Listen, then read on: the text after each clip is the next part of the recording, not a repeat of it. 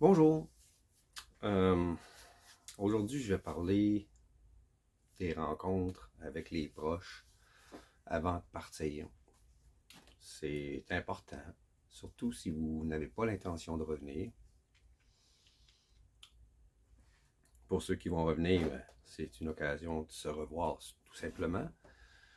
Mais pour ceux qui, comme moi, n'ont pas l'intention de revenir, c'est encore plus important. Surtout avec les frères et sœurs. Avec les enfants, bien sûr, si on en a, mais avec les frères et sœurs, c'est important. On a côtoyé ces gens pendant de longues années. Et puis, peut-être qu'ils ont des appréhensions. Ils ont peur pour nous. Il va sûrement y avoir des questions qui vont être posées. Donc, c'est à nous, en ayant fait nos devoirs, bien sûr, de les rassurer. Pour ma part, j'ai cédulé une rencontre avec mes frères et sœurs le mois prochain, environ vers le milieu du mois. Et puis, la fin de semaine dernière, il y a eu un souper au restaurant pour la fête d'une de mes sœurs et son mari. Donc, j'y suis allé. J'ai vu mes frères et sœurs que je vais voir à cette rencontre mi-avril. J'ai répondu à quelques-unes de leurs questions, mais il y en a peut-être d'autres qui se sont formulées dans leur tête, donc je vais y répondre tout en ayant un repas avec eux encore une fois. Pas au même endroit, mais dans un endroit plus silencieux, plus intime. Ça va être beaucoup plus facile d'échanger et d'être compris aussi. J'ai pas l'intention de partir en sauvage.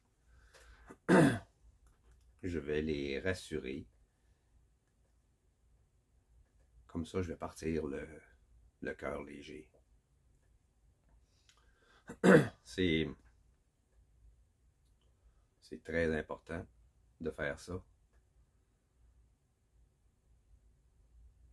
Quand on veut changer de vie, comme moi je veux faire, quand on veut vivre une aventure différente, très différente, comparativement à ce qu'on vit ici au Québec, les Philippines, c'est un tout autre monde. Donc, il faut faire ses devoirs, il faut regarder des vidéos, il faut suivre des blogueurs qui vivent là-bas, qui vont expliquer comment est la vie là-bas, pour pouvoir répondre aux questions des gens que vous allez laisser derrière vous ici.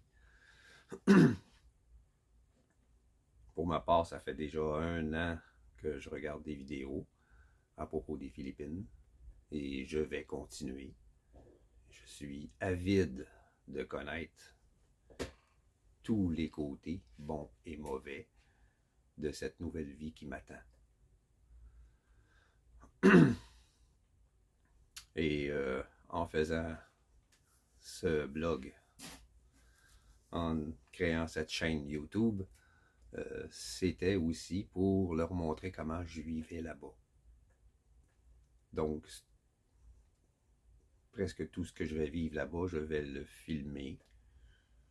Je ne suis pas encore équipé à 100% pour le faire. J'ai pas de self-stick encore. Ça va venir. Ça va venir. J'ai d'autres préoccupations en ce moment que d'aller courir les magasins pour ce genre de choses. Je peux très bien faire mes vidéos comme je le fais présentement. Ça me convient. J'espère que ça ne vous dérange pas trop non plus. Mais éventuellement, je vais avoir ce self-stick. Et puis, je vais pouvoir me promener avec mon téléphone et filmer ce que je vais faire. Et puis, comme ça, vous allez voir un peu plus comment je vis présentement ici versus à ce que je vais vivre là-bas.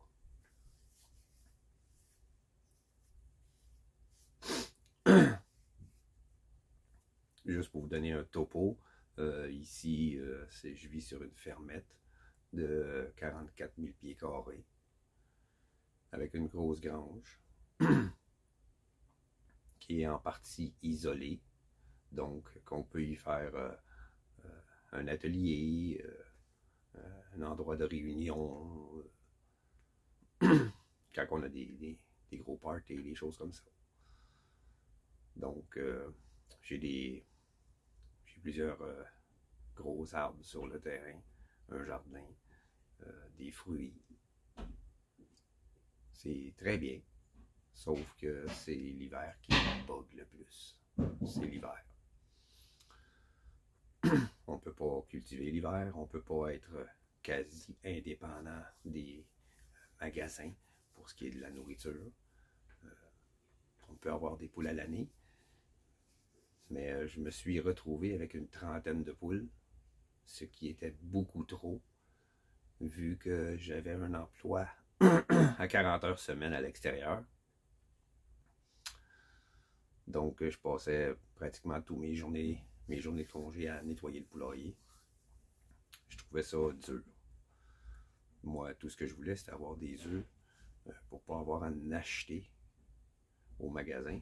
Et je me suis retrouvé avec trop d'œufs. J'ai dû en vendre. Et ça a été un calvaire. J'avais beaucoup trop d'œufs. Je me suis rendu compte que l'hiver, les gens s'imaginent que les poules ne pondent pas. Je vais vous surprendre, c'est le contraire. Nos poules qu'on a ici sont adaptées à la température d'ici. Une poule n'aime pas la chaleur. Elle n'aime pas le plein soleil. Elle cherche l'ombre l'été. Et puis, elles ne doivent surtout pas manquer d'eau. Elles ont une horreur. Ils ont la chaleur en horreur. Elles creusent même le sol pour trouver de la fraîcheur dans le sol.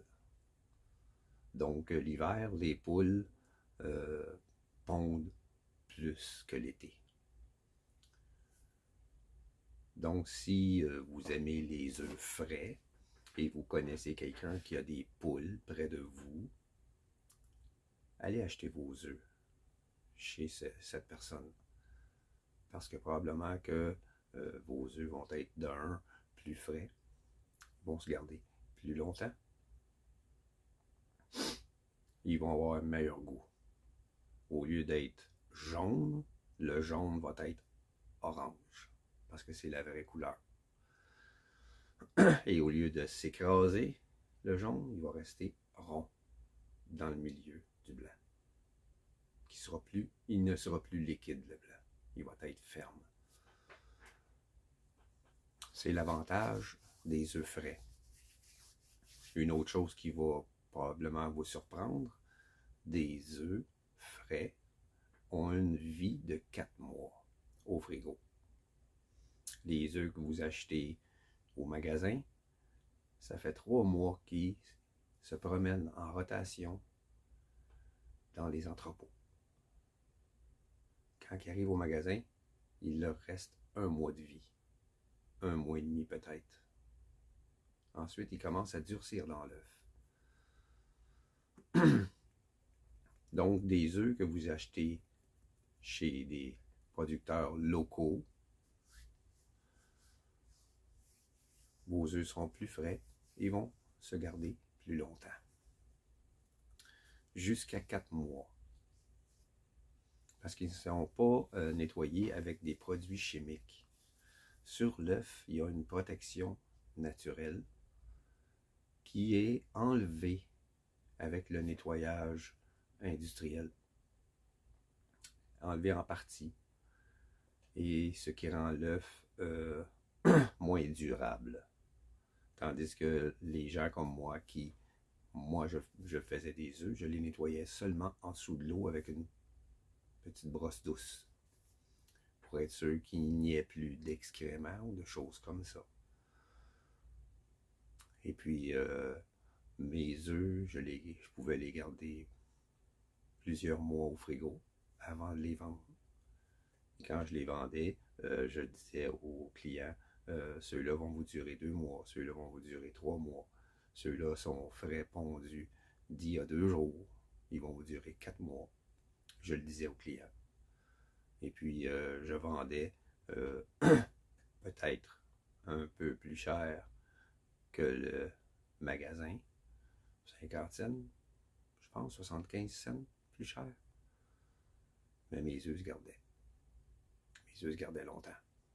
Donc, vous n'aviez pas, les gens n'avaient pas de problème, n'avaient pas besoin d'avoir peur de perdre leurs œufs.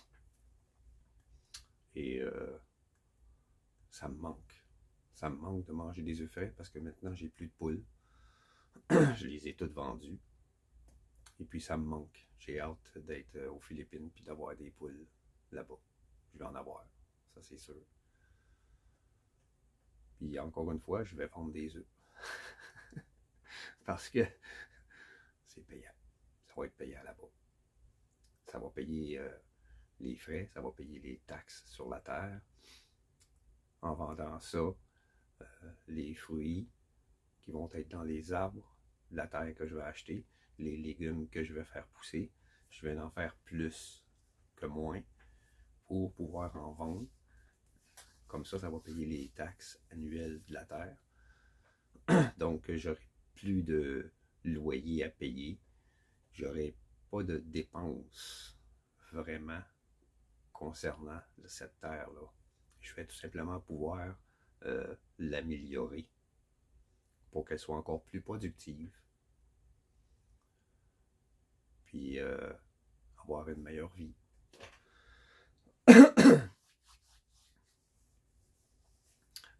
Donc, ça va être tout pour aujourd'hui.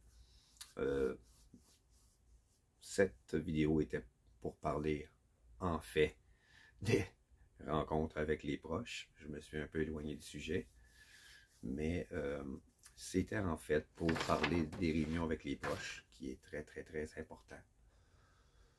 Donc, faites-le si vous avez l'intention de partir. Faites tout en votre possible pour rencontrer les frères et sœurs, les personnes les plus proches de vous, tous en même temps, pour pouvoir répondre à leurs questions et leurs appréhensions. Donc, je vous dis à la prochaine. La prochaine vidéo devrait être intéressante. Merci et au revoir.